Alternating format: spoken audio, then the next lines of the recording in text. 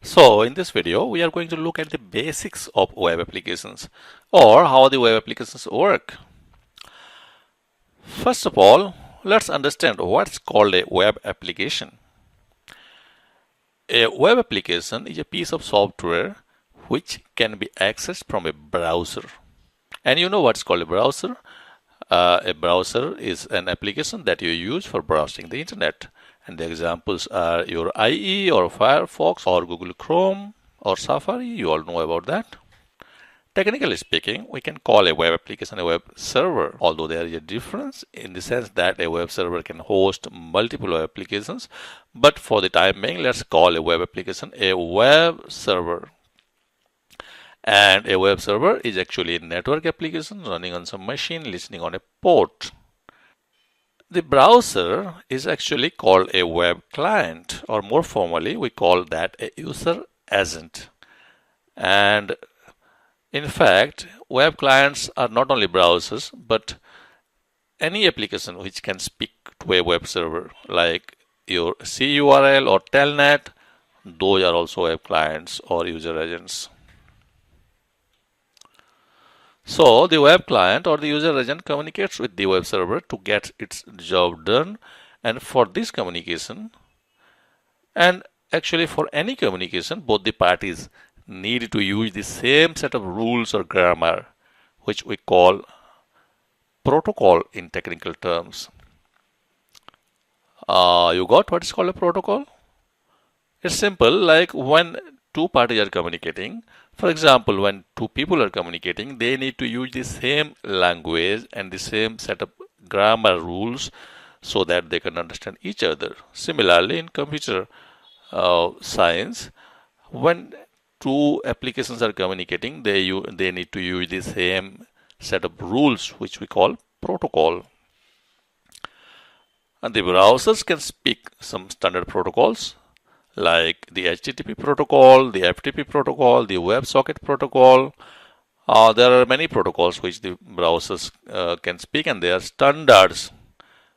And each of these protocols are suitable for different kind of tasks. For example, the FTP protocol is used for transferring files.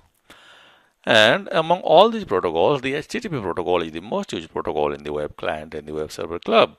That means most of the times the web client and the web server speak to one another using the HTTP protocol. And in fact, in this whole tutorial, we are going to focus only on HTTP protocol. So let's dig somewhat more into the HTTP protocol.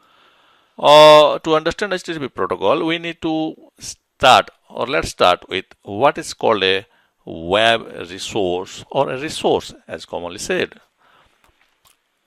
A resource is a document like an HTML document or a PDF document or a JSON document or an XML file or any kind of document which is hosted by a web server, or in other words, a web client can access those documents through a web server. A resource could be either static or dynamic. A resource which does not change is called a static resource. That means it's like some static file sitting in the web server's hard disk or sitting somewhere which the web server has got access to. And when a request for a resource comes from a web client, the web server passes that resource to the web client straight. In contrast, a dynamic resource is generated on the fly, in the sense that when a request for a dynamic resource comes from a web client, the web server builds the resource on the fly. For example, suppose a web server has a resource which embeds the current time, either in a JSON or some XML document or an HTML page or whatever. So when a request for that particular resource comes from a web client, the web server gets the current time from the system and puts that into a JSON document and builds a JSON document or an XML document or an HTML document, embedding that particular time into it, and then it sends back that document to the web client. Each resource on the web in the world is identified by a unique URL, which is actually a unique string. It would be more clear when we look at an example. So this is an example of a URL which points to a unique resource in the world. And this part of the URL is the protocol, and this part identifies the web server in the world, and this is the path of the resource in the web server. We will talk about URL more in some later video. Let's go back to HTTP now. So, HTTP protocol is basically a request response protocol. That means whenever the web client needs to do some operation on a resource, like reading it or updating it or deleting it or creating a new resource or any kind of operation, the web client first establishes a connection with the web server where the resource is hosted, and then the web client sends a request to it. The request contains the details of what the web client wants, like which operation it wants and all.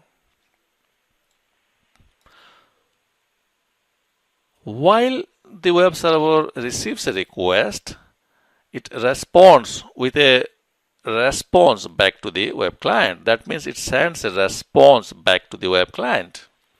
And the content of the response depends on what was requested. For example, if the client asks to read a resource, the server can either put the resource in the response or inform the client that the resource is not available with me and you go to somewhere else for the resource or something like that.